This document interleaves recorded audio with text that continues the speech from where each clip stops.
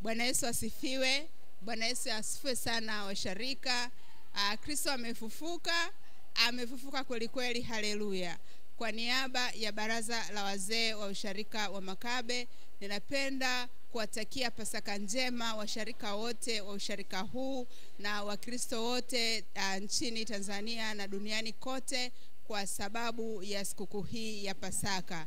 Kristo aliyefufuka leo, tuendelee kuishi katika mafundisho yake na kumfuata. Sikukuu ya Pasaka isiwe tu kwa ajili ya sherehe, bali iwe mtindo wa maisha, kwa maana kwamba tuyaishi yale ambayo Kristo ameafia, tufe na tufufuke pamoja naye. Matendo yetu na maisha yetu yote kwa ujumla yawe ni kwa ajili ya kushuhudia ukuu wa Kristo. Kristo amefufuka, amefufuka kweli kweli, haleluya. Amen.